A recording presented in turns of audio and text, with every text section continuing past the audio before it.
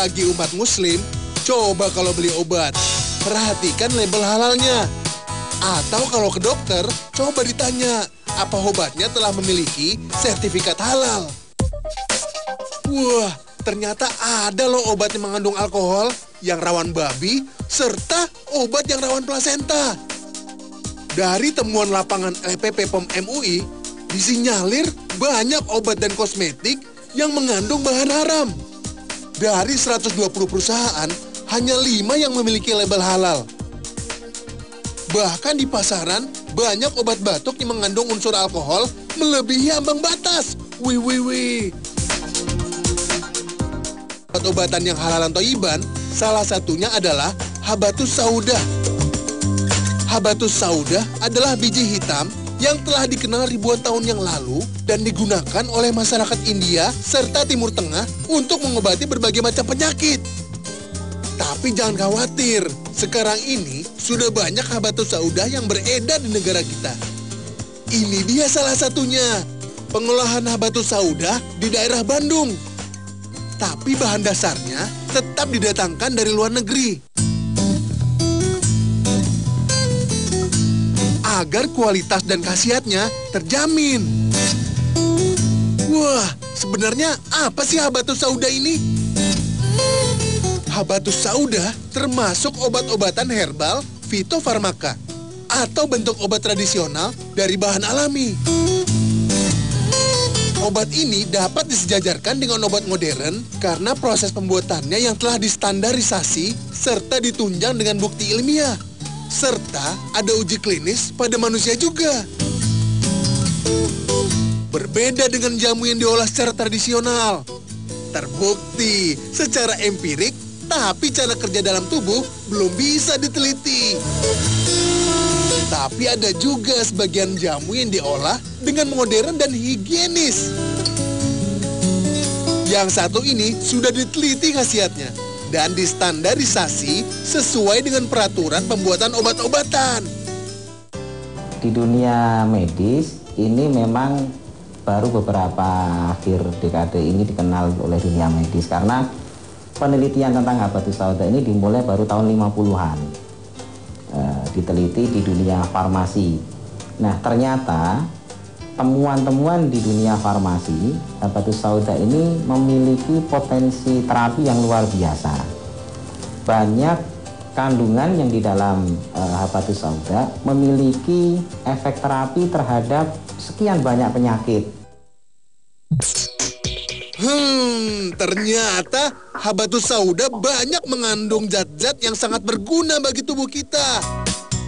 Di antaranya adalah mengandung omega 3, 6, dan 9. Saponin atau zat pembersih racun. Interferon, pembentuk sel pelawan kanker. Minyak atsiri, linoleik penstabil histamin sel. Prostaglandin, penghambat radang, antibakteria, dan melancarkan air ASI. Itu hanya sebagian, masih banyak fungsi lainnya dari Habatus Sauda. Wih, Nabi saja menganjurkan untuk meminum Habatus Sauda sebagai obat.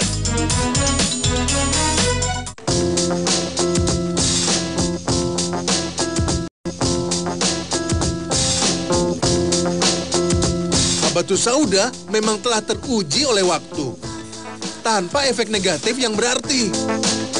Mudah, murah, dan aman dikonsumsi walau dalam jumlah banyak.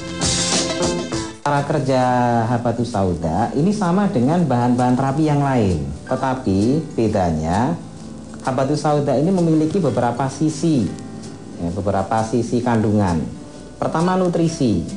Jadi Habatus Sauda ini perlu diketahui karena mengandung nutrisi maka diperlakukan seperti makanan. Yang kedua, ada zat aktif. Zat aktif inilah yang akan dipakai untuk menterapi penyakit-penyakit tertentu. Biasanya kalau untuk terapi, maka yang dipakai adalah zat aktifnya. Tetapi kalau untuk suplemen, ya, kemudian hanya sekedar menjaga kesehatan, maka sisi nutrisinya yang dikonsumsi, yang digunakan. Habatus Sauda bekerja dengan beberapa cara. Di antaranya detoksifikasi atau mengeluarkan penyakit. merelaksasi tubuh, memperbaiki dan menjaga imunitas tubuh, menangkal radikal bebas, atau sebagian antioksidan, dan memperlambat penuaan sel-sel. Wih, dahsyat kan habatus sauda? Dan jangan lagi, habatus sauda ini dianggap sebagai obat alternatif. Cara konsep pengobatan ala Nabi sebetulnya bukan kita bicara tentang langsung bekam. Jadi banyak pengobatan yang memang Rasulullah pernah contohkan. Nah, Rasulullah juga pengobatannya itu menggunakan herba-herba atau kita kenal madu dan juga habus sauda dan lain sebagainya gitu ya. Nah, artinya gini, saya tarik secara spesifik, pengobatan Nabi itu adalah pengobatan yang kalau kita berobat tidak ada kemudorotan di dalamnya, tidak ada keburukan di dalamnya, dan selanjutnya tidak keluar daripada syariat Islam. Habatus sauda bukanlah barang sulap atau sihir yang sekejap diminum, lalu segala penyakit akan hilang. Wah. Meminum habatus sauda seraya memohon dengan keikhlasan, sekaligus berniat menjalankan sunnah Rasul. Insya Allah, Allah akan memberikan jalan kesembuhan. Nah, ada lagi pengobatan yang lain yang tidak meninggalkan syariat Islam, yaitu bekam. Bekam atau hijamah adalah teknik pengobatan dengan jalan membuang darah kotor atau racun yang berbahaya dari dalam tubuh melalui permukaan kulit. Darah kotor yang dimaksud adalah darah yang mengandung racun atau darah statis yang menyumbat peredaran darah, sehingga mengakibatkan sistem peredaran darah tidak dapat berjalan dengan lancar. Hal ini dikhawatirkan akan mengganggu distribusi nutrisi dan imunitas seseorang, baik secara fisik maupun secara mental. Wih, jika tidak dikeluarkan, maka tubuh akan melemah dan mudah diserang penyakit. Dan salah satu cara paling efektif untuk menghilangkan racun adalah dengan mengeluarkannya. Selama ini bekam diyakini memberikan khasiat dengan cara mengeluarkan darah kotor. Tentu saja kata istilah darah kotor ini harus dilihat dalam lapangan pembicaraan apa. Karena darah kotor ini dipakai juga istilah ini di lapangan-lapangan yang lain. Satu contoh, darah kotor di lapangan fikih itu berbeda dengan darah kotor di lapangan dunia medis. Darah kotor dalam dunia medis tentu saja beda di dunia bekam. Darah kotor dalam dunia fikih itu dipakai untuk menerangkan tentang darah yang menyebabkan orang tidak boleh sholat. Seperti misalnya darah nifas, darah haid. Nah, ini digunakan darah kotor juga di situ. Kemudian di dunia kedokteran, istilah darah kotor ini biasa dikaitkan dengan darah vena, darah pembuluh darah balik. Di dunia bekam, darah kotor ini digunakan untuk menerangkan darah yang diambil dalam proses bekam. Setelah disayat atau ditusuk pada permukaan kulit, maka darah kotor pun mulai dihisap keluar. Setelah lebih kurang 3 menit, darah keluar dan menumpuk pada gelas bekam. Tinggal dibuang dan diolesi dengan minyak habatus sauda.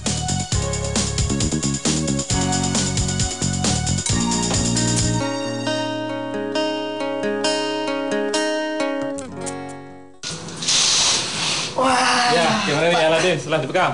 Alhamdulillahirrahmanirrahim. Sehat, rasanya seger, Pak. Alhamdulillah. Pak, Bekam memiliki manfaat yang sangat bagus terhadap tubuh. Tapi hati-hati, tidak semua orang bisa melakukan bekam. Terapis bekam harus memiliki keahlian dan ilmu yang mumpuni agar tidak terjadi kesalahan. Jika dilakukan secara asal-asalan, bukannya kesembuhan yang didapat, melainkan mudorot yang diperoleh. Nauzubillahi min zalik. Luka yang dibuat oleh ahli bekam itu adalah luka yang sangat tipis. Darah yang keluar pun sudah tertentu.